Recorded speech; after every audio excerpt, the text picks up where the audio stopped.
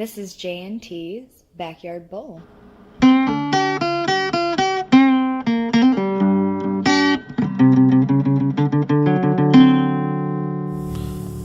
Hello and welcome back to Backyard Bowl.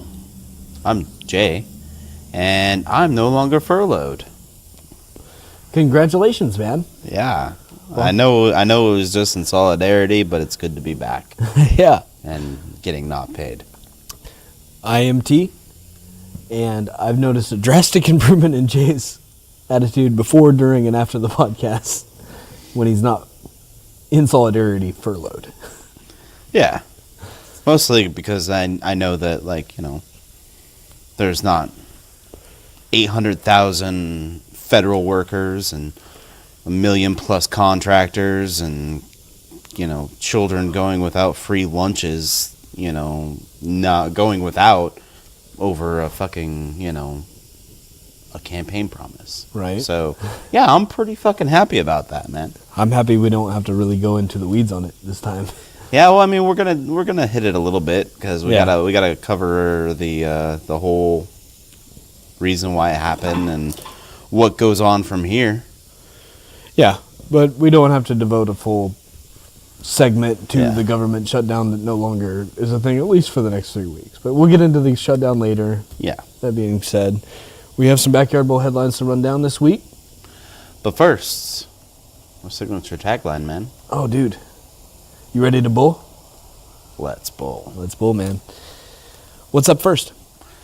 First up on our Backyard Bowl headlines, Harris is running. She's in the race. Yep. It was only a matter of time before Kamala Harris entered the race, and now she has thrown her hat into the Democratic ring of contenders. Yeah, I think she's a top pick, man. I think she's gonna be like at the end when the smoke is cleared and the field is full of dead Democratic bodies. She's going to be, one of the last remaining people alive. Yeah, I agree with you wholeheartedly there. I think she'll be one of the survivors that makes it to the very, very end, if not the general election to run against Trump.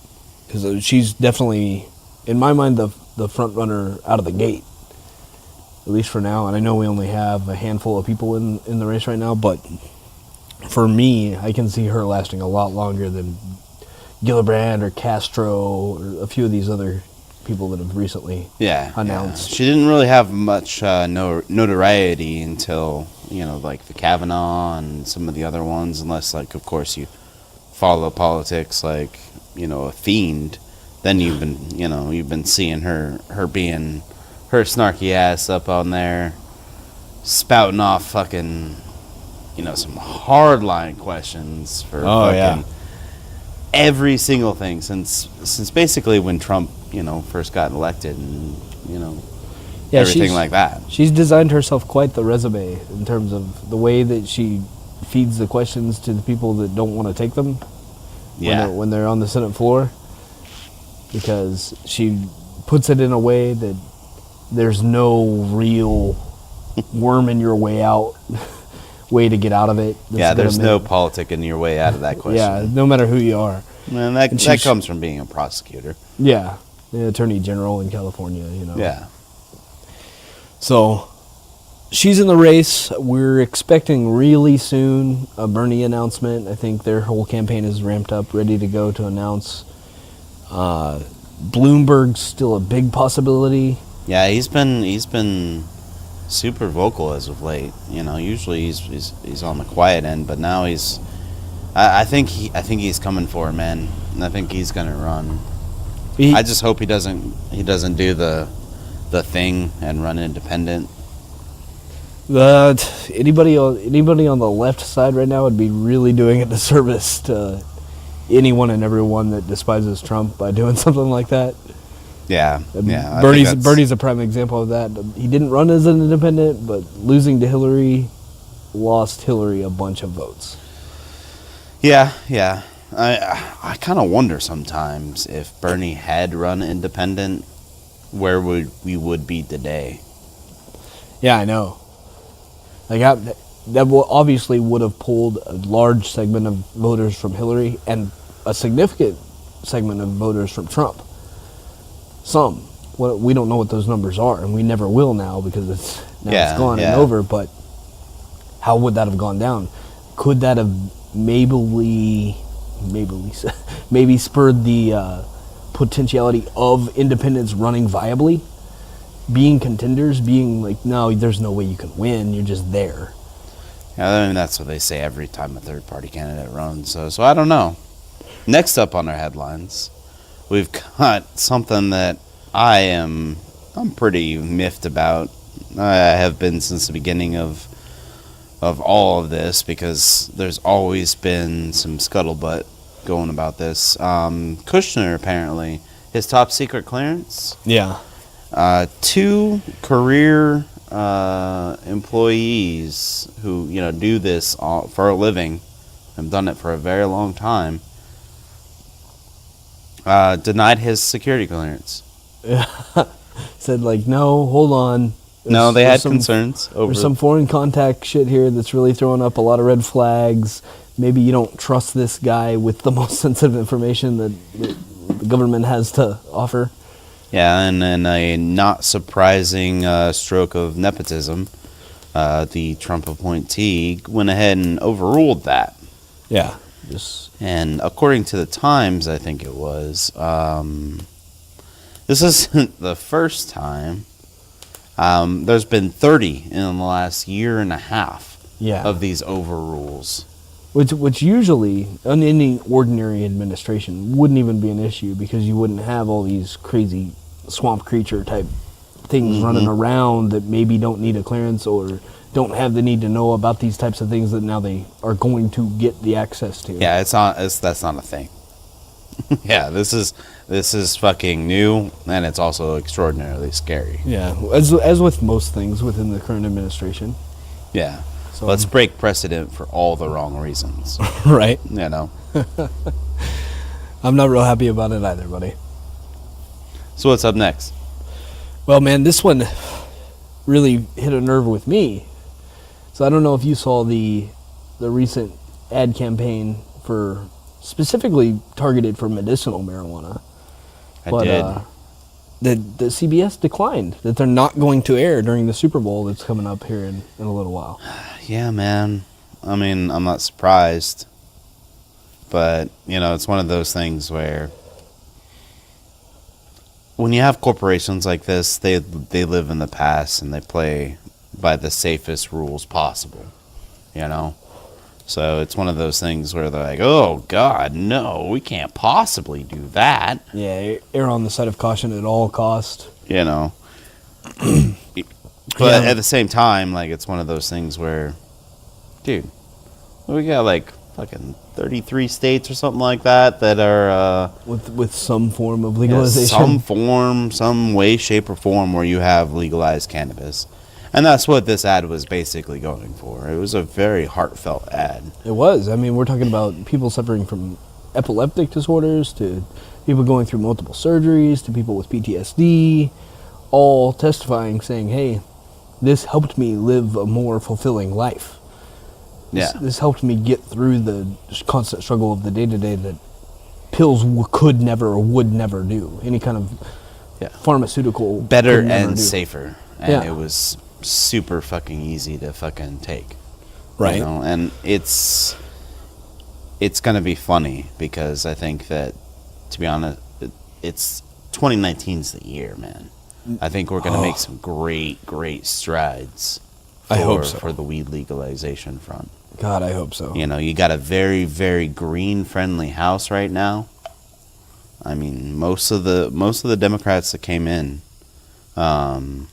were pro-green and ran on those tickets. And not only that, but you have 33 states, like I said, that are have. That's no accident. It's what the people want. Yeah. Well, a lot of these were ballot measures. So if it gets passed through the House, which it's most likely will, because it seems like green is not only green in the cannabis front, but also in the energy side. of Yeah. things seems to be a Democrat oriented issue. Yeah, exactly. So it's going to pass, and then it gets up to the Senate, and that's where things get like, well, okay, yeah, senators, because there's about 66 of them that represent fucking states that have passed this. Majority of them have all done it through a popular vote. Yeah. So a proposition on the ballot or some sort of ballot measure that the people got to decide. So, Legislators didn't decide, the people did. Yeah. And it's been well known for a while now that the large majority of the American public wants this, is in favor of this. Yeah, medical marijuana is more popular than Congress. Yeah. Medical marijuana is for a long time. way more popular than the president.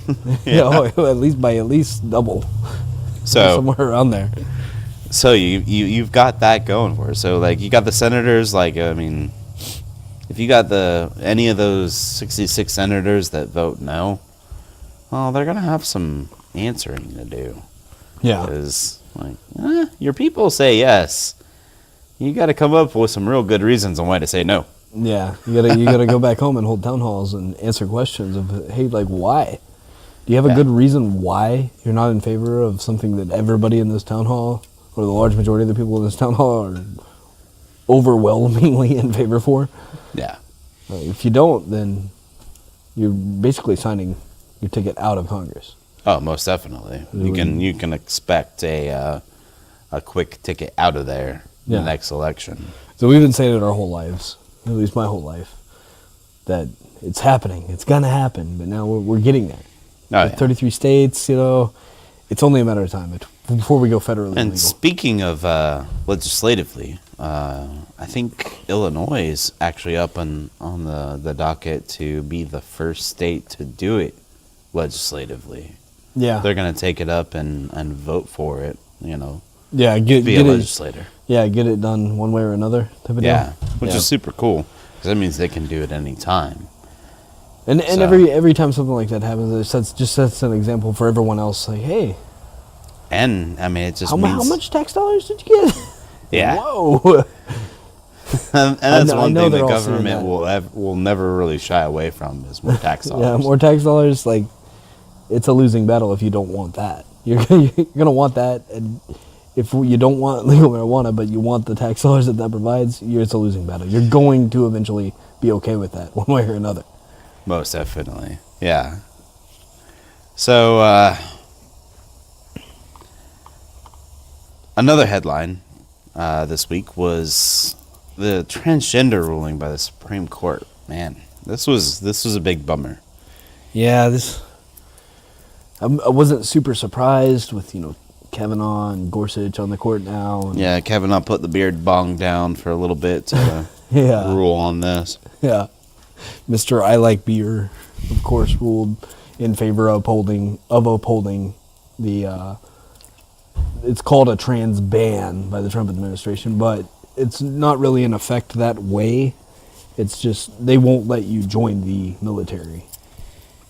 Yeah, and Serving as it wasn't an outspoken transgender. It wasn't a full upholding of the ban. I'm pretty sure that it was allowing them to continue to not to continue to follow that policy while it was still in court.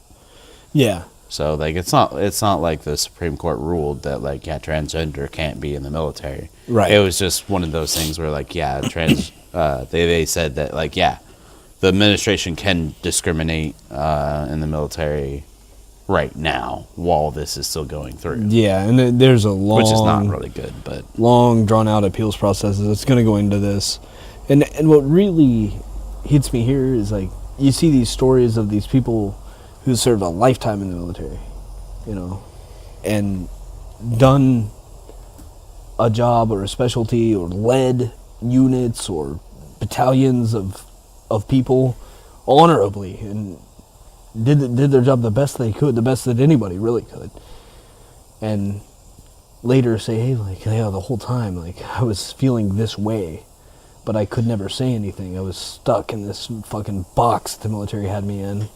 Well, yeah. Well, that's what the military does, is stick you in a box. Mm-hmm. But, I mean, it's the same way with, how the whole don't ask, don't tell thing was, It's the same thing, Yeah. So, and at one point in time, they classified being gay as a mental illness. Just like kind of how they're classifying, how the military is classifying being transgender as an illness. It's just a matter of time disorder before they catch up. So yeah, well, disorder, eventually not the data, the science will come in, and we'll figure out exactly how this works and how this affects people in the day to day, and then from the get go, from birth or from early adolescence or however this exactly plays into effect, and it'll be like, hey, yeah, we had this fucking wrong. And now it's open season. Join the military, no matter who the fuck you are. As long as you can do whatever it is the military needs you to do it. And just do it the best you can. Exactly. Yeah. So that'll be cool. I think that wraps up our headlines. Are you ready for our least favorite topic? It's week to week. It's always the tantrums are always our least favorite of the things we hit, but we kind of have to. Because if we didn't, I don't feel like we'd be doing our due diligence for bulling in the backyard here. Yeah, I mean, there's something to be said about this administration when you can devote an entire section of a podcast to the whiny and or ridiculous and or straight up temper tantrums that the president throws on social media. Constantly. I mean, it's just and it's not a extremely difficult piece of the podcast to put together. Oh no! I follow the president on Twitter, so it takes we got 3 or 4 today. 3, there's it's absurd. We could probably do an entire hour-long podcast if we wanted to, just on this. I'm glad that we don't. Neither one of us want to do that. We could just name the podcast Tantrums and go from there and run down the bitches, gripes, and complaints that we hear every single day, either on the podium or on Twitter or through some sort of media outlet that you're going to get from Trump. I would get so tired of saying witch hunt and collusion. I don't think I could do that. I don't know how he hasn't yet, but what do we got first up on the tantrums of the week? Man, this one pissed me off. Just because you know my standing when it comes to climate change, right? I'm a big proponent of we need to nip this in the bud.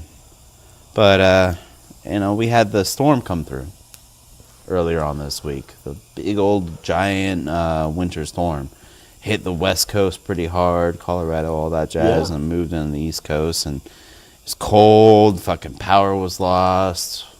Some people died. Right. And in very Trumpian form, he came out with a tweet and was like, "Hey, we got this storm coming through here. We got to, make sure to stay warm, stay inside if you can." And then he fucking went downhill from there. He said, "Sure would be nice if we got some good old-fashioned global warming up in here."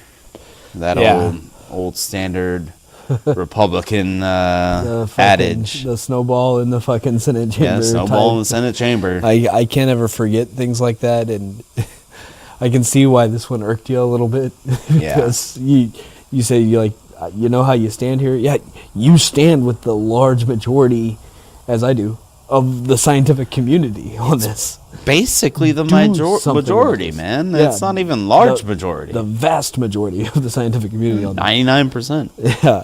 And do something about this. This is 100% man-afflicted. Do something or you're on a time limit for how long this is sustainable. And then you have this fucking pandering bullshit tweets out here of good old-fashioned global warming when it gets a little cold, which is the exact thing that these scientists warn about. Yeah. They don't warn about hot-ass summers only. That's why the rhetoric changed from global warming to climate change. Mm-hmm. Because they said dumb shit like that, and the scientists said, hey, no, now look. The warming's not the only thing you have to worry about. Colder winters go into effect along with this. It's the most extremes of the extremes that you're going to feel. And you're not going to like either one of them. Yeah. They're both going to be bad. And it just shows a very, very dismissiveness from the GOP in whole. I mean, it's not just Trump. Yeah. I mean, you got every single one, and Yeah, they're all pretty much in step. I will bet dollars to donuts that every single one out there, that like the more vocal they are, if you get on opensecrets.org and you check their funding campaign, you will see like a direct correlation. Like, how vocal are you against climate change? Well, that depends on exactly how much money you got from the fucking oil and gas industry. Yeah. You know? That would be an extremely interesting, like, cross-sectional study to run. Yeah. It's like what grade you are in terms of your vocality about climate change and dismissal of it, and what the amount of money you've received from someone somewhere that does not need that to happen for their shareholders. Exactly. You know. So what's up next? Next on the list, so this one was absolutely fucking ridiculous, man. So, Oh man, God, dude, this has to do with one of our main topics, right? it does. It's going to directly tie into later on in the podcast, pretty much our main segment here tonight. But so Trump came out and said that drug dealers and human traffickers are treated better. And this was in relation to the Roger Stone arrest that we're going to get really into the weeds with later. But because of that, drug dealers and human traffickers are treated better by the fake news media, the CNNs of the world and the MSNBCs of the world, than people who've done business or furthered Trump's cause or worked with the campaign, or pretty much he has something really nice to say about all these people until they do jail time or tell on him, and then Yeah. but we're gonna get into that later. I don't want to go too far down right now. Yeah, well, let's just save that a little bit, but this is pretty damn ridiculous, and it all comes down to the fact that CNN was there when the FBI conducted their raid. Yeah, they were on the spot, and we will touch on that. With that being said, we still have a few more tantrums to get to before the main segments of the podcast this week. Oh yeah, we got actually it was not too long ago. Some bad news out of the Huffington Post and BuzzFeed. Yeah. For whatever reason, you know, they've got declining sales, or you know, they need to make their investors happy or whatever. They're, you know, being a corporation, big business, and they needed to cut some folk, like 15% actually. Yeah, a little bit. Pretty high. A little bit of downsizing. Yeah. Yeah. So, job man, like the entire the cornerstone of Trump's campaign was all about jobs. But apparently it's only jobs that are like, you know, ones that he likes.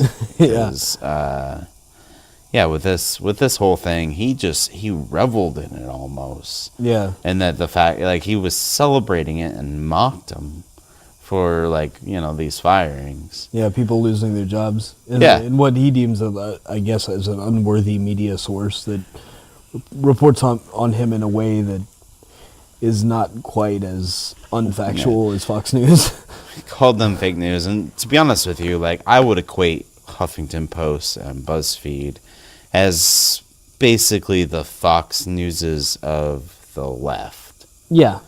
You know, they're definitely they're pretty biased. Yeah, they're definitely a little more on the liberal spin of things in the political spectrum here, but to be happy that people lost their jobs and mock them on Twitter and seemingly enjoy that is, dude, it's just hell? one word: unpresidential. You shouldn't be happy if any American loses their job. If it's a legal job that pays their bills, you shouldn't enjoy that. That's not something that you should be happy about. Yeah, most definitely not. And it's Just a better left unsaid. You know, even like, if it did make him happy. Yeah, I mean, it's like, obviously that made him happy, but like, dude, really? Like, do you think Obama would fucking shoot a tweet out if Sean Hannity got fired. Or didn't Bill O'Reilly get fired while Obama was in office? Yeah. I don't think I ever heard anything out of Obama about that, about the $32 million lawsuit that Bill O'Reilly paid out. No. Yeah. You don't hear him commenting about shit like that. I Right. mean, because, like, once again, we get into that whole, like, unpresidential thing. Yeah. You never really heard unpresidential. No, unless he Like- puts a tan suit on.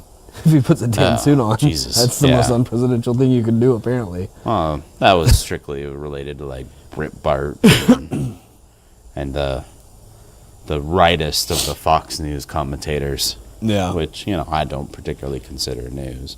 Yeah. Well, it goes back to my. We just mentioned how the Huffington Post and BuzzFeed are super liberal news outlets for what they are, but you have to maintain some sort of factuality in what you're writing down and what you're reporting. Yeah. Journalistic integrity. And Fox News seems to not be held to any kind of standard whatsoever when it comes to things like that. Oh, most definitely not. Like, as one of the biggest fucking things. I mean, like, you got to look at the Huffington Post and the BuzzFeed. I mean, they got their fucking, like, I mean, most of their starts were on, like, Facebook. Yeah. You see the Huffington Post, like, little video clips, and the BuzzFeed, like, we talked about BuzzFeed last week. Yeah. So, like, it's one of those things where it's like, I mean, yeah, that sucks for them.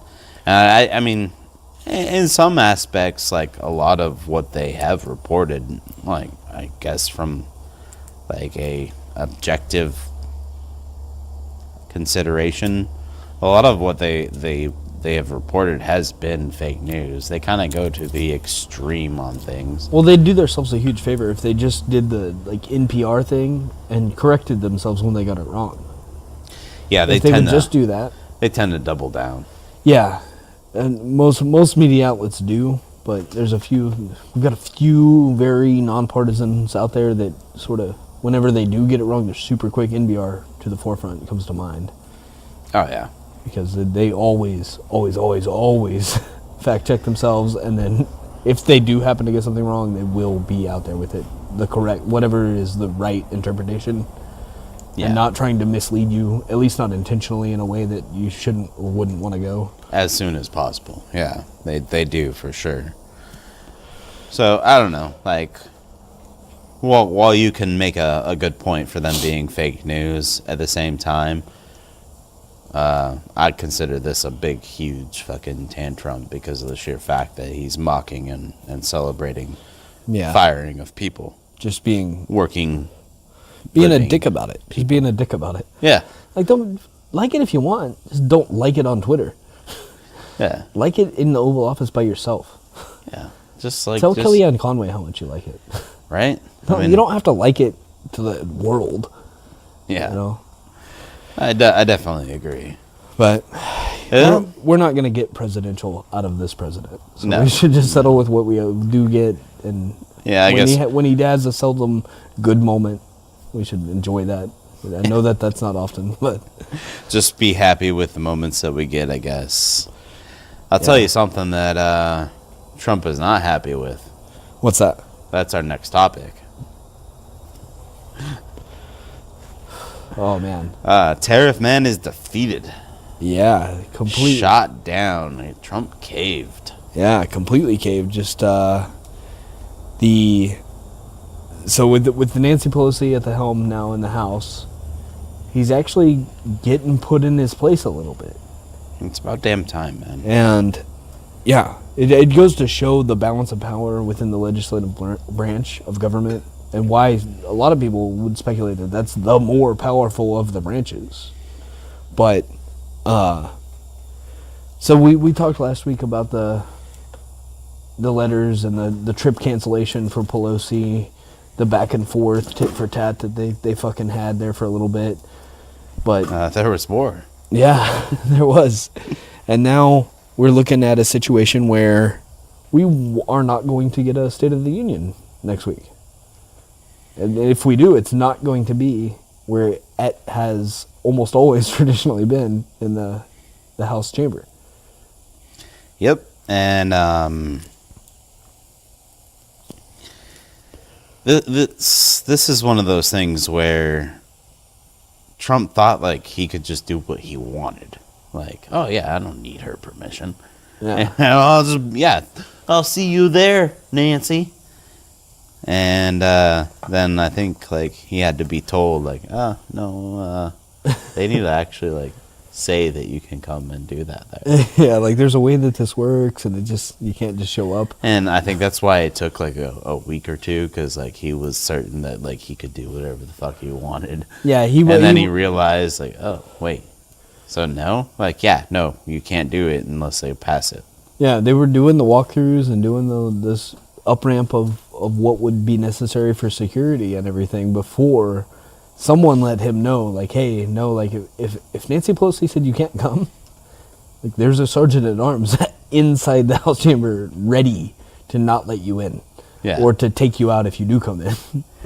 Yeah, it's one of those things. To escort you outside of the premise. Yeah, you won't be able to do this. Like, I mean, like you could go in there. You're the president, but like you're not doing a speech. Yeah. And he attributed it to that Nancy doesn't want to hear the facts. And I can't even sort of sympathize there, because no one wants to hear this bullshit rhetoric of the fucking wall and that the Democrats don't want security and don't want a safe country and want amnesty. And no one wants to hear that. No. No one on the right or left wants to hear that. Well, the left or the right wants to hear that. The majority of rights. the Trumper right, yes, but like the majority of the right, I don't think wants to hear any of that shit again. We already just heard it in the Oval Office fucking address. We just heard it again and again and again. Yeah. We hear it every day on Twitter. We've got it, dude. All these bullshit numbers that you're putting out there of illegals crossing the border that are numbers that actually correlate with port of entry fucking detainments.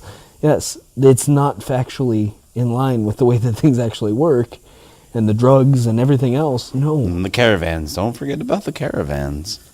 Yeah, we haven't. I think we're on fucking a record right now for not hearing the word caravan for like 4 days or something. Well, yeah, he seems to ramp up the caravan rhetoric every time he gets worried that things might not be going the Trump way. Yeah. But there's another caravan on the way, didn't you know? A big one this time, the biggest one, the scariest, brownest one you've ever seen. Yeah. Better watch out. They've got diseases and probably maybe some terrorists too. Yeah.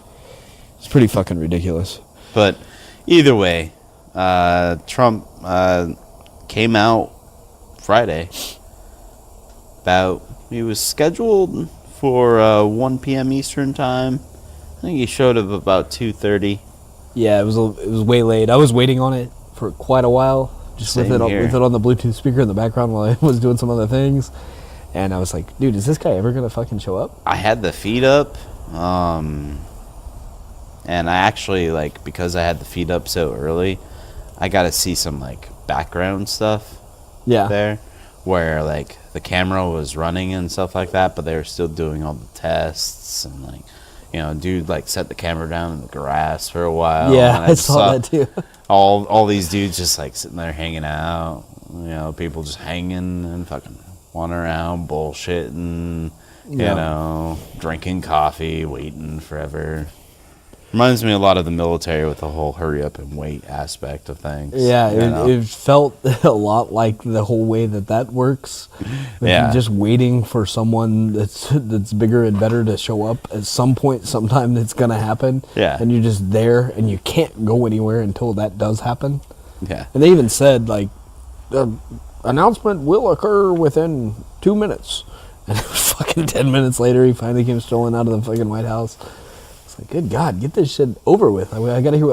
I was fully expecting a national emergency. Same here, man. I was 100% thinking that it was national emergency time. We will in the shutdown one way or another, but it was going to be through the most drastic of resorts to get it done. Yeah.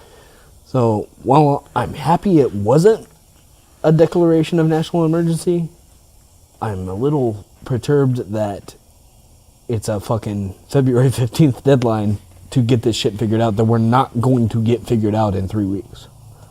Yeah, I mean, I don't know, maybe. Because that was That was the whole Democrat sticking point. I mean, he did what the Democrats had wanted. They're like, bro, let us just open the government up, back up, and we'll talk. All right? Yeah. And he wouldn't do it for a month, you know? Yeah. And he finally did. So now it comes down to like whether or not there's actually going to be said deal on anything. And what did we title the last podcast? The definition of compromise, yeah, which is exactly what his quote unquote deal was. His deal that they announced last time before last week's episode. Yeah. Where you give me everything I want and I'll give you this temporary bullshit. And all this is I'll give you 3 weeks to give me everything I want. and I get to like, rebrand this as your fault. yeah. Well, you had an interesting opinion on why you thought that this whole thing transpired the way that it did. I kind of stole your theory there, but yes, I have a different theory than you. Well, we both thought about it in individualistic ways that were both interesting in their own aspect. But yeah, my theory is we kind of didn't really talk about this in the tantrums, but or the headlines. But so the secretary, the Commerce Secretary, I believe, Wilbur Ross. He was questioned recently about federal workers going to food banks. Yeah. And he couldn't understand why. He's like, I don't understand why they're going to food banks, and why don't they just go and take out loans? Like most of these people, like a large majority of these people, are living paycheck to paycheck. Right. So most of the media called it the let them eat cake moment. Yeah, I saw that. So Trump tries to explain his saying, and he comes up with what he's trying to say is there's plenty of other options, like the mortgage companies are willing to work along, and the people that collect the interests and all that jazz are willing to work along, and grocery stores are willing to work along. Yeah, which they'll work with you a little bit. They'll give and take with the groceries. They'll float you. They're willing to work along, which I'm assuming means hey, yeah, I'm furloughed. Can I have free groceries? Yeah, and Walmart or Publix will just let you walk out with a cart full of. Yeah, okay. Just give us an IOU. Yeah. Just the most out there display we've seen yet of how out of touch the mainstream GOP base within Congress is, at least with normal fucking people, the people who support them, probably large majority of people that believe in most of the things they're saying. But this is great because you can't lie about that. Yeah. You're not walking out of the store if those groceries aren't paid for. Exactly. They're not going to work with you. Your mortgage company most likely will not work with you if you don't pay your mortgage. We talked about this a few episodes ago with Trump's issue with grocery stores. Yeah. I don't think he's ever been in one, and this cements it in my mind. 100%. 100%. This dude ain't never been in a grocery store. We sort of speculated, he probably hasn't ever been grocery shopping. And with a little bit of sliver of doubt in there, well, that sliver of doubt's gone now. Oh, yeah. Because he thought that you needed ID to shop for groceries. Well, anybody who's ever shopped for groceries knows that that's not a thing. As long as you're not buying beer and you don't look fucking 19, then you're fine. If you're getting groceries, you don't need an ID. And now this, it's that they're going to somehow sympathize with you or work with you in a way that works for both the grocery store and you, where every fucking buddy listening to this podcast knows that you're not leaving the grocery store unless those groceries are paid for. I'm pretty sure that his information is coming from Green Acres or something like that, where everybody in town knows each other, and it's just like, hey, Wilbur, can I have some groceries? I've been furloughed. Well, no. I'll dig the carrots out of the ground myself. Okay, well, if you do the labor, I'll give you the carrots. Yeah, just hit me back up when you're not furloughed, Janice. Yeah. Like, I think he's fucking has no fucking idea how this whole thing works. Yeah, and he real says life. he says this Trump shit, this crazy Trump world shit where you've never been into a grocery store, and then goes back, retreats to the Oval Office, and Kellyanne Conway or one of the staffers or aides or somebody says, like, somebody has to tell him that it's not how grocery stores work. Somebody who's going to be the person. They play paper, rock, scissors, or flip a coin, or do whatever they have to do to be the person that let him know, like, hey, man, it's not like that. Drawing straws. It is just not like that at all. And we don't usually call you out on your falsehoods, but yeah, no one thinks that it's like that but you. Dude, no one. Leave grocery stores out of it. Right? Like, this is the second time, and this is, like, worse than the first. Yeah. It was speculation before with a sliver of doubt. Now there's zero doubt, so. Yeah. He's never been grocery shopping. He's never probably been in a grocery store or paid for groceries at a cashier. I wouldn't be surprised at all. No, zero. But so you have that whole debacle, right? Mm-hmm. You got Wilbur Ross fucking saying the fucking out of touch bullshit. Then you got him trying to explain Wilbur Ross and coming up like, oh yeah, like, I see you, you're out of touch, and I raise you completely in fucking fantasy land. And then what's followed by the Stone arrest, right? Oh, the big bomb. So the Stone arrest happens like 6 o'clock in the morning, and then all of a sudden fucking Trump takes this fucking deal. I feel like the Stone arrest was like the straw that broke the camel's back. He was already losing fucking so many supporters and everything like that, and it's probably been for like the last like at least week and a half, maybe 2, where like his aides and his advisors and everything be like, dude, you got to end this. Like, look, we get it, you know, and culture's going to be mad at you, but like, you'll be all right. She can't get you here. You're safe. You're safe. The Secret Service here is not going to like let her get you. Yeah. And I think that like once the Stone arrest happened, he's like, oh shit, I gotta change the fucking narrative, because there's one thing that he's good at, and that's controlling the media, its attention. Oh yeah. So constantly. So he's like, fuck it, take the fucking Democrat deal to open it up for 3 weeks. Gotta get it off the fucking Stone report. Yeah. You know? I want them to talk about something else. I reopened the government. Yeah. Just super great guy. Spin it that way, Hannity, on the phone at night. Just say it that way. Trump reopens government should be the headline. And I'm sure it probably was. I didn't watch a whole lot of Fox News this week, but I bet you if you tuned in, it was Trump reopens government on Fox News. Yeah. And Trump concedes to Democrat 3-week temp fix for government shutdown aversion. Yeah. On the left side of the media. Exactly. Just the way that these sources report things. I'm sure it went down that way. Oh, most definitely. Just like that. So while I 100% wholeheartedly agree with you, there was a combination of factors like that, and probably the factors you just mentioned that played into the concession to sort of get us out of this, get the 800,000 federal employees back to work, the unnamed number of contractors back to work.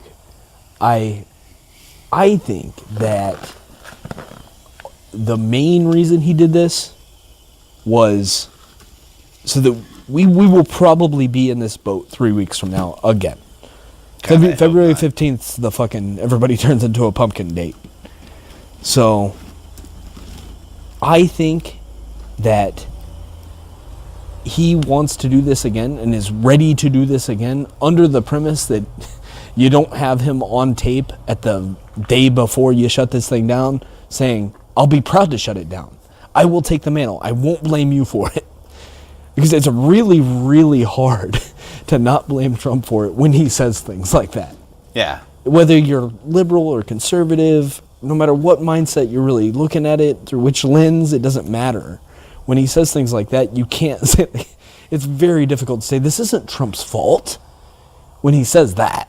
Yeah. So he's ready to do it again under the premise that we can at least half and half blame this, or maybe spin this in a way to where it's more the Democrats' fault and ramp up this border security thing more than he already has, or just constantly do it for the next 3 weeks to where when we do shut it down again, it's Nancy's fault and it's Chuck Schumer's fault. Oh, yeah. I didn't say this time that I would take it. Yeah. All right, that was 3 weeks ago. That's ancient history. Yeah, in no, the Trump world. I opened the government back up for 3 weeks, so, like, it's not my fault anymore. Yeah. That I'm not signing bills to keep the government open. Yeah, and then call Fox and tell Hannity to report it as Trump reopens government, Nancy closes it. Again. So that it'll be spun that way. But while the contributing factors that I think you mentioned are definitely significant playing effects into this, I think that might be the biggest reason why he conceded here. Yeah, no, I feel you there. It could be a combination of all of them. Well, very, very seldom is it one thing. Oh, yeah. Yeah. But that kind of leads us into the next thing. Well, before we finish that off, fucking the demon that haunts fucking Trump in his sleep. Yeah. Ann Coulter was not happy. The author of this. In Trump We Trust. Yeah. Apparently she's kind of gone off the deep end on this shit, man. Like she's losing her fucking mind. I think she's gone mad with power. She was able to shut down the government over fucking some like shitty fucking bullshit insults. Yeah, with I would say a significant role played in that shutdown. Yeah. Because we had Trump sort of back and forth on whether or not how he was going to do this or what cards he was going to play. And then she puts a few tweets out there and he's 100%. I'm not backing off $5.7 billion no matter fucking what. Yeah. Bring on the shutdown. Fuck you. Ann Coulter tweeted out that I'm losing my base support. So, no way. I just lost Ann Coulter's vote in 2020 if I don't get this done. Yeah, I think he sees her as the 56 million voters or 59 or whatever the number of voters that voted for him. I think so too. Her and Rush. Mm-hmm. But so right after he reopens the government, she comes out and says like, well, George H.W. Bush should be happy today because he's no longer the biggest wimp. Pulls a real bully tactic thing. Yeah. Like, I mean, it's nice to see fucking Trump get fucking hit like that. like how Trump hits back. Yeah, kind of the way that he does business. Yeah, so that was kind of cool. But at the same time, it's like, whoa. Man, simmer down there, lady. Like, she's so evil, though, to her core that I don't even know if she would change her rhetoric if she knew how bad it was. How divisive and how toxic the whole thing is I think for the country. It. Yeah, I think that's her worst attribute. Is that she knows how bad and divisive and toxic it is and still spews it. Yeah, because like if it's bad and divisive and toxic, she can get more ratings. Yeah, every news outlet's going to call her for an interview. She can fucking plug her book 2 or 3 times throughout every interview. Yeah, get more followers. Yeah. And as it's this fucking insidious effect where she does that and gains more support for herself whilst also gaining more of Trump's probably respect and holding her, whatever her voice is in his mind, to a higher regard. It gets like, super dangerous and scary. We're already governed by Fox and Friends, kind of. The last thing we need to be doing is fucking being governed by fucking Ann fucking Coulter. Yeah. Jesus. I know. That's a scary thought. It is. It's a dark times when Ann Coulter's running policy. in any type of whatever percentage weight that you could quantify that weighs into Trump's overall what decision he makes, if that's 1%, that's too fucking much. Yeah, that's that's way too fucking much. It's like, But I would wager that's that 10% it's too probably. much. I would wager that it's probably 50% or more. right now, yeah. So it's pretty insane, and we need Ann Coulter to just do what we wish Trump would do and like not tweet and just stay quiet. Like do your. Or just go away. That's not gonna happen. I wish it would, Yeah, that'd be nice. but it won't. But that is it for the shutdown. Thank God. Yeah. Done talking about that stupid shit. Well, at least for a little while. I think it's right now we should get to our main topic of the cast. And let's why don't we go ahead and put the stone to the grindstone? Ooh, that was the perfect way to title the main segment that we were gonna get into right now, Yeah. because this happened yesterday morning. It was a nice morning, man. It was A beautiful morning. What made it even sweeter was you and I had a conversation the night before, an in-depth conversation about the Mueller investigation and about possibly it being anticlimactic and not everything that we thought it was going to be. And if they could have got Trump, they probably would have already. And we're really worried about what it's going to mean or if it ever becomes public. Yeah. And we wake up Friday morning to Roger Stone's door getting beaten on by the FBI, full up arrest mode. Get your ass in the car. You're going to jail, buddy. Yep. Roger Stone, we got him. And got him. He's the male equivalent of toxicity that Ann Coulter is on the female side of the GOP.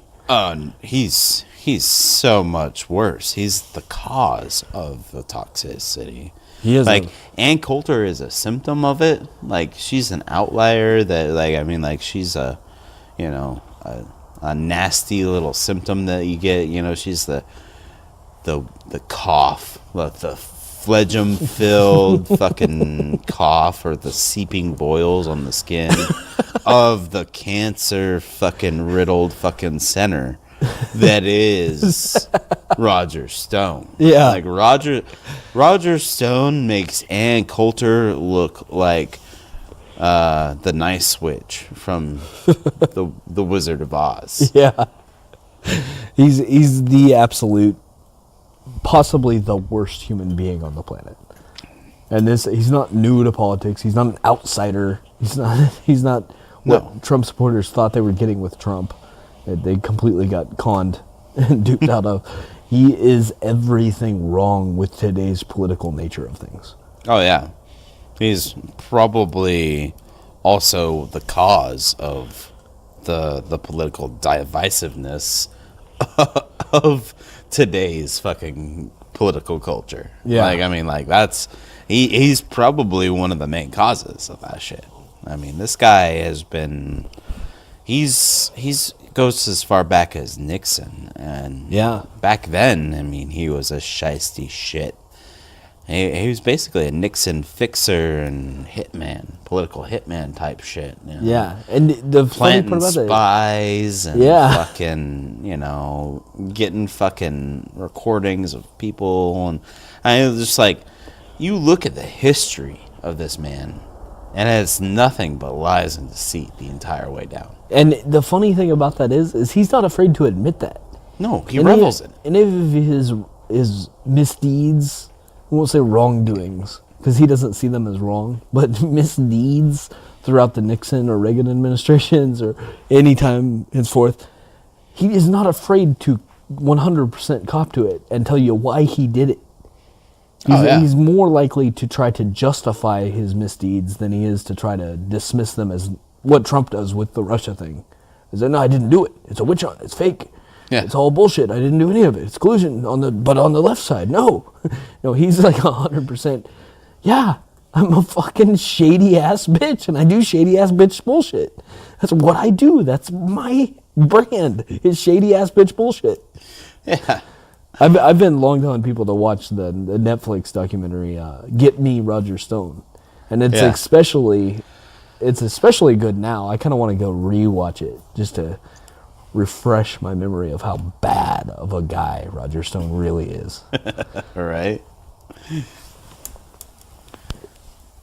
It completely documents the entire from the Nixon 72, when Roger Stone got involved, the Watergate, everything, the Reagan administration, to him trying to persuade Trump and people like Trump on the right side of things to run for office back in like the 80s. Yeah. He's been trying to get a guy like Trump into office for a very, very long time. And he finally found his opportunity and he pounced on this one and it worked. But it was such a sweet victory to see him getting arrested. Yeah. It really was. It's bittersweet. I loved it so much. It's not bittersweet. No, bittersweet's the wrong word. It's bittersweet. It is like the sweetest nectar of the gods to see somebody like that go down. Yeah. I mean, because just seeing him in shackles in court Yeah. was good enough for me. Like I don't necessarily know if because that was brought up in our tantrums with the whole drug dealers and human traffickers treated better, blah blah blah. I don't really know if CNN was like tipped off, but they had a rebuttal to that. Yeah, they were quick on the spot with this. And they said, yeah, it's called journalism. Yeah. Yes, we were there at the Roger Stone arrest. It's called reporting the news. Because like Roger Stone knew that he lied. Oh, he was waiting for an indictment. He said that he was going to get indicted. Yeah, he's been calling this for a little while. He also said that fucking the WikiLeaks were fucking gonna come out, and then they did. Yeah. And that's one of the reasons why he got arrested, because he was fucking the one doing it. Yeah. Like when you showboat like that so fucking much, like dude, like I'm surprised you weren't the first dude. Yeah. I'm surprised Cohen, Manafort, Flynn, Papadopoulos all went first, and you're fifth in line here. Yeah, like 6, I think. Oh yeah, maybe 6 now. Yeah, he's 6. I forget which one we're missing. I missed one. Gates, yeah. But like, yeah, you're 6th in line, dude. You should have been fucking first fucking. Yeah, like your shit should already be first chair. Like the courts should have already ruled on your shit, and you should be actually in prison now. I think they were waiting just because he is such a shiesty fuck that probably covers his tracks pretty well. Yeah. But like, he was so fucking open about it that I don't know. We'll see. Well, that was one of the other theories on the whole FBI beating the door down. Where usually these rich, fucking oligarchical type motherfuckers get to just kind of report to jail when it's convenient for you. Yeah. Like, you just come to us when you're ready. As if there was any speculation out there that maybe he hadn't gotten rid of everything he needed to get rid of, or shredded all the paperwork, or burnt it all, or fucking soaked the hard drives, or did whatever he needed to do to get rid of all the evidence. I think that's my primary reason why I would say it's a good idea to catch him when he's not expecting it. Is because then you just take him away. He can't do any of that. If there's any of that to still be done, he can't do any of that. Because he's the type of person that would do that. It could also be because of like some of the shit that he was so flagrant about. Yeah. Like that YouTube video where like the dude runs up and touches him. I'm drinking Russian vodka. Arrest me, Mueller. Yeah. Libtards. Like, it's complete fucking disregard for the rule of law and just rubbing it in the face that, like, I'm getting away with this, you fucking dickheads. Yeah, so I think that this was just like, bro, we know. Yeah. We're going to get you. So I'm really super, super fucking excited because it's kind of the same way that Cohen and Flynn and Manafort. Yeah, that's kind of how they all acted in the beginning too. Yeah. They were fucking peacocking like motherfuckers, like, they ain't got shit on me, nothing's gonna happen.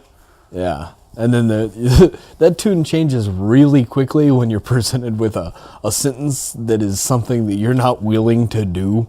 Yeah. If you could help it to cut that in half or by a third or 2/3 or just take 10 years down to 3 years, or 15 years down to 5 years or something, you're completely willing to work a little bit with the team that's trying to do that. Roger Stone's no spring chicken. And I'm pretty sure that, like, when they're like, yeah, guess what? This is what we got on you. And he's like, oh my. Whoa. That's the rest of my life. Yeah. What do I need to do here to make sure that it's, like, goes away? Well, actually nothing, unless you can, like, you know, I don't know, give us some sort of information on, you know, individual one. Yeah. Just kind of cooperate a little bit, you know, maybe tell us about this meeting and that meeting, this information and that information, WikiLeaks this, and, you know, how you got this, how exactly you came to find this out, or who directed you to go find this or that, you know. And it's worked like this throughout already because Gates flipped on Manafort. Manafort somewhat, he's probably done the best at not flipping, but somewhat still took a deal, you know, to flip on Trump. Cohen completely flipped on Trump. Oh, if Roger Stone flips at all, I think he probably knows enough that we could be looking at impeachable type crimes here. Yeah. I wouldn't be surprised. But I guess what it comes down to is, like, he's such a fucking shiesty motherfucker. Probably he's gonna know the judge. Yeah. You know, in some way, shape, or form. But knowing the judge hasn't exactly fucking helped the Trump troop. Yeah. You know, the Trump tribe of terror. Or the Tariff Man tribe of terror. Yeah. Because I'm pretty sure that I think we need to indoctrinate old Stone here into the supervillain group. Dude, yeah, he is like the Thanos of them. Yeah, the Stone. Yeah, he's just the worst. I cannot echo enough how bad this person is for everything. If he were doing this same type of thing on the Democratic side or the liberal side of politics, I would hate him just as bad. Oh yeah, like, and completely non-partisan. Take all of that out of the equation. This person is terrible for everything and everyone. He's not making anything better. He's not furthering anyone's cause in a good way. He's a piece of shit. He's just a bad human being. He really is. He would be a bad chauffeur. He would be a bad grocery store bagger. He would try to skim the money somehow or fucking dick the system. He's not a righteous type of good person like that. Did I talk about his favorite quote? No, you didn't. No, one of his favorite quotes is from fucking, The Dark Knight Rises with the Joker. You know, and being an agent of chaos. Yeah. I mean, like, he's a shiesty fuck. Yeah, he goes. We were saying that he's not willing to hide these details about himself. Yeah, no. He knows that he's the villain. And he's living in that role, fully accepting it. Doesn't care. Just not whatsoever. Yeah. And he's not going down. Like I said, he's peacocking hard. He had a plea of not guilty. Yeah. And he says he's not going to testify against Trump because it's bullshit. We'll see. Yeah, we'll see. We'll see about that. We'll see once everything comes out. Cohen said that too. And he even threw up on Instagram, either fucking like right after it happened or the next day, mocking Mueller with a comic of him with serving a platter of a nothing burger. Yeah. You know, a standard trope of the right. Yeah. For this whole Russia investigation. So The witch hunt that keeps catching witches. yeah, 6 witches Yeah. directly and, tied to and Trump. counting. And counting. Yeah. So yeah, moral of the main story tonight: Roger Stone is an evil person. yeah, I think that's. I said you can't say it enough. No, you cannot. You could say that all day. You could make this whole podcast on how bad of a person Roger Stone is. Yeah, they And we made a could documentary. We could double the length of the podcast and not be done with how bad of a person he is. No. All right.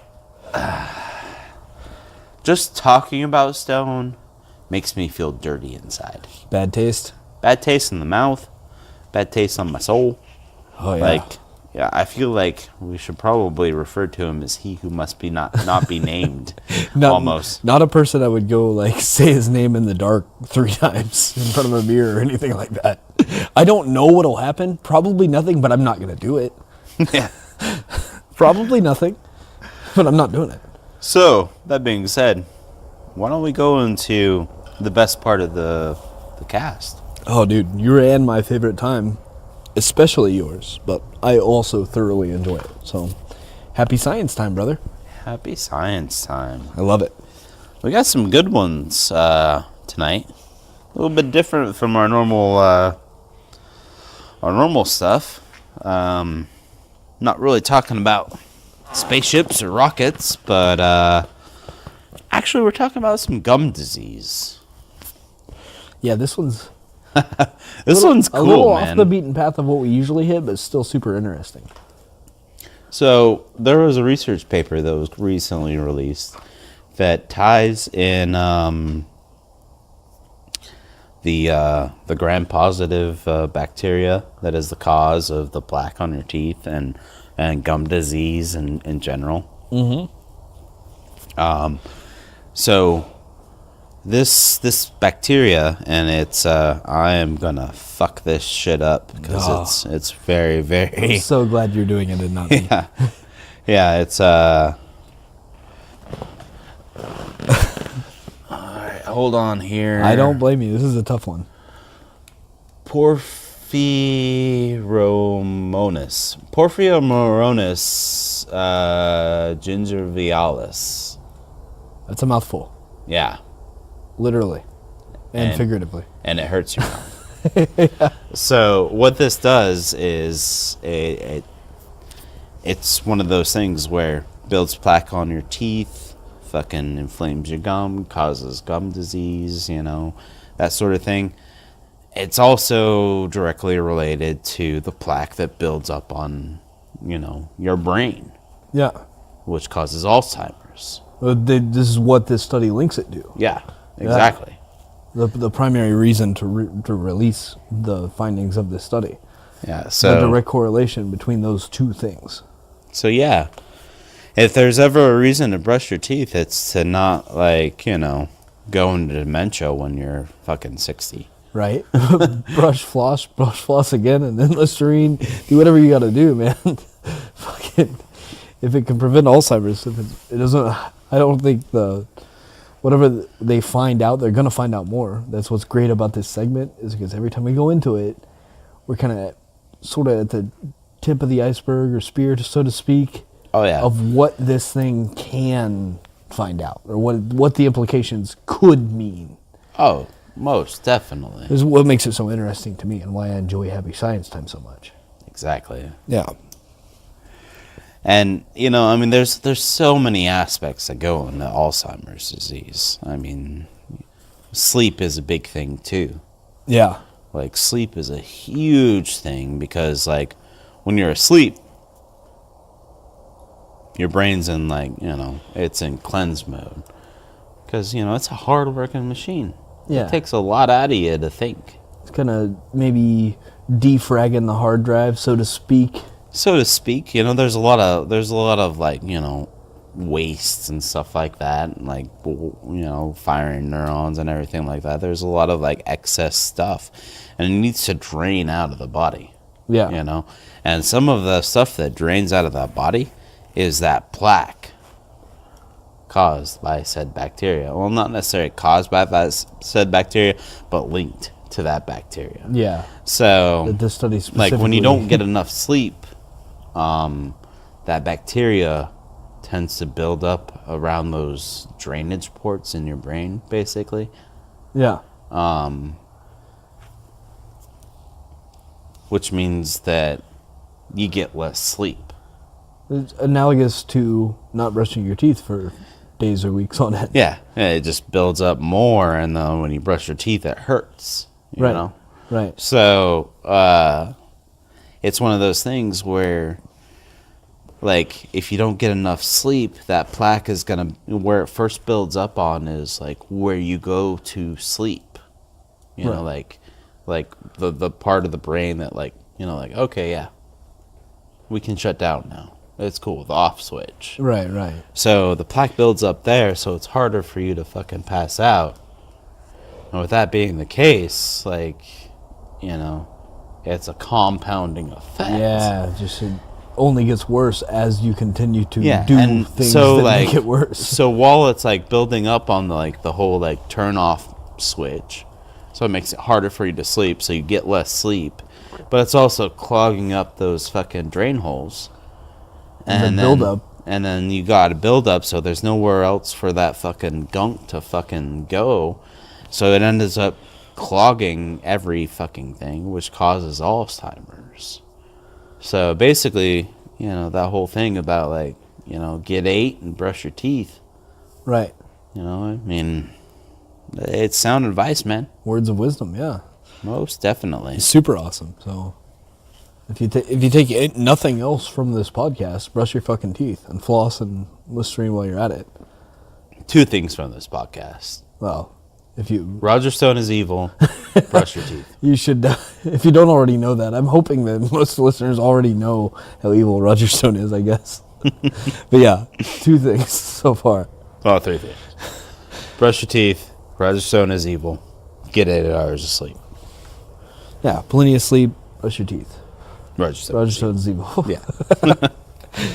So these don't really connect in any sort of way, but our next Happy Science Time topic for the night, I thought was pretty interesting. So I think we wouldn't have teeth if it wasn't for this. yeah, exactly. We wouldn't be here if it wasn't for this. So, Or at least speaking in a way that is conducive to recording and putting on the internet tomorrow. But this one I thought was super cool, and I think we appropriately titled it "Formation Explanation." yeah. Yeah, a little sort of playing around with the words there, but so some Rice University folks doing research there, whose names were entirely too hard to put on the list here of what we were going to say, but their Entirely too university. hard. Really? They were. Yeah, I know you did Porphy. I'm not even going to say it. Ramonis. Oh, now you got it good. Yeah, I said it 3 times. Yeah, well, we did look at their names and decided to not mention them because of their complexity. But you're welcome to go look up the Rice University research of planet formation and how all of this and everything here that we know and love and is conducive to our life here sort of came to be. And then this one, man. This one was super fucking cool. Yeah, I gotta say. It was fucking awesome. Like, because it was talking about, like, proto-Earth. Like, before dinosaurs, before life, before anything. Mm-hmm. Talking about, like, the magma is, like, still cooling. Yeah. Or the crust is still cooling. It's still gooey. Yeah, everything's still figuring itself out. Yeah. And how it wants to be. Yeah, no, I mean, like, we're almost like a cell. That's kind of how they described it, too. Yeah. So, basically, what happened is, like, when we were at that stage, there, like, if nothing happened to the Earth, like I say we, but, like, the Earth, if nothing happened to the Earth at that point, life wouldn't have formed here. Right. So, the combination of different dials you could tinker with and levers you could pull to make this whole thing conducive for evolution, the evolutionary process to kind of do what it did best over billions and billions of years would have been either slowed down drastically or completely non-existent without this specific set of events that this study released by Rice University kind of really theorized and hypothesized that the way that things went down to the best of our knowledge. Yeah, so what they basically said happened was we were super, super low on carbon, sulfur, and nitrogen, right? Right. So, like, the original planet, like, just sitting over here being real not good for life forming, floating around, crust kind of curing up, forming and whatnot. But then all of a sudden, bam, we get hit by another planetoid. Right. A protoplanetoid, I guess. It was the size of Mars. Pretty goddamn big.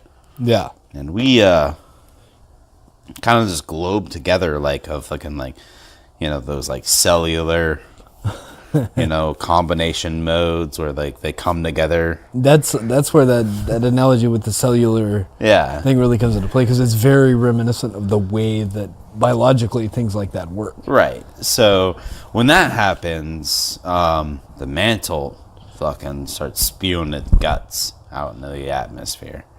There's obviously going to be fucking some spray. Yeah, you don't get this without some debris. Yeah. So massive planetary collision. That spray happens, and that eventually becomes our moon.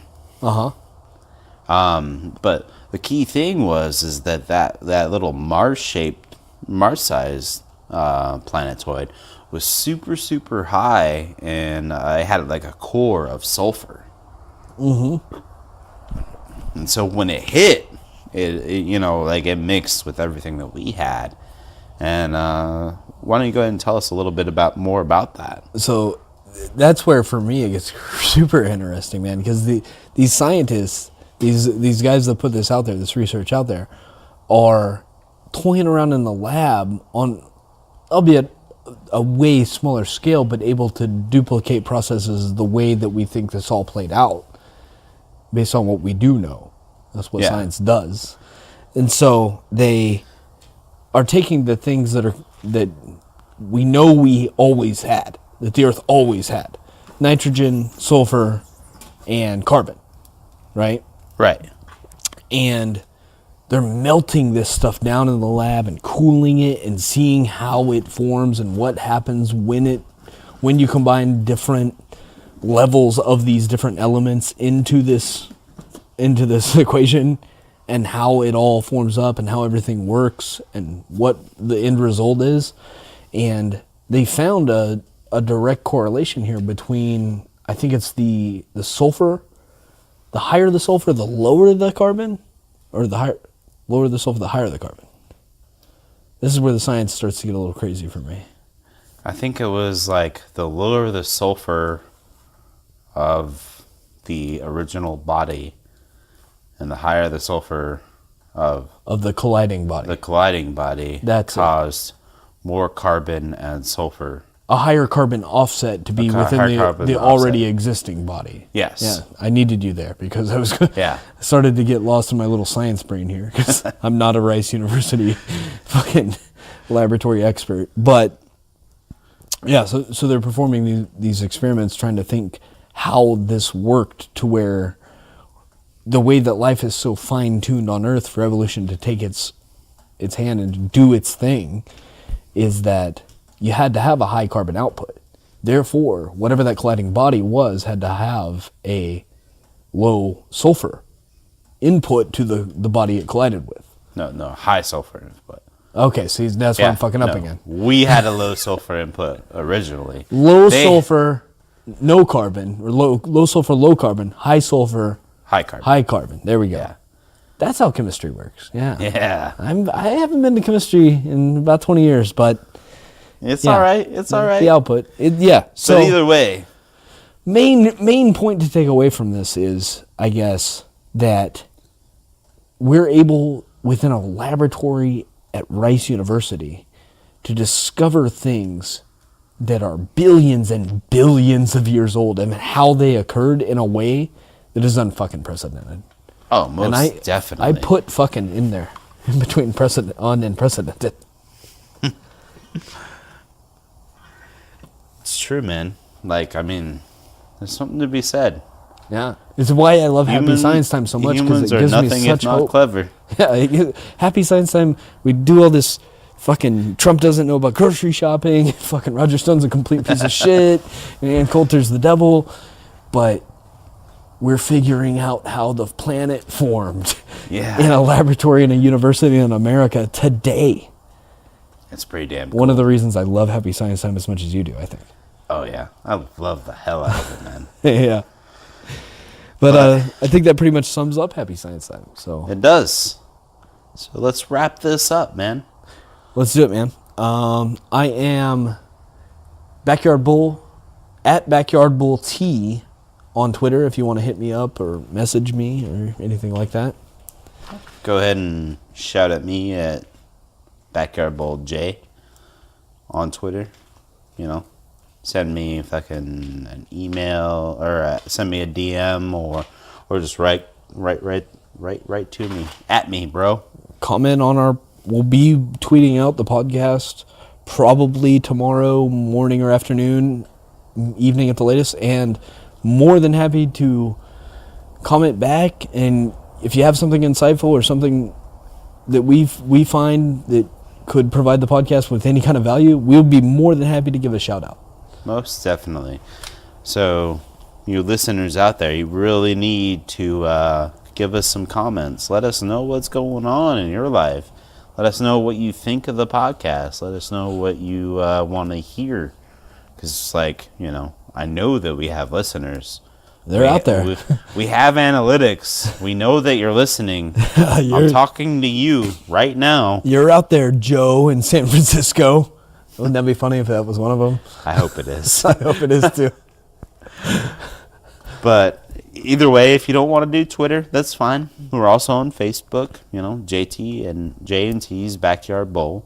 We're also at jtbackyardbowl@gmail.com. Yep. And that's about it. Yeah. Subscribe on iTunes, Podbean. Tell your friends. SoundCloud, whatever fucking... Suggest the podcast, thing. mention it. Yeah, get it out there. Add it, whatever you want to do. Or at a very bare minimum, message us and tell us what we're doing right, wrong, indifferent, whatever. Yeah. We'd like feedback. We crave feedback. Anything. I think that pretty much sums it up for this podcast, man. What do you think? Well, I think we're done. Alrighty, man. It's been real. That it has, man. That it has.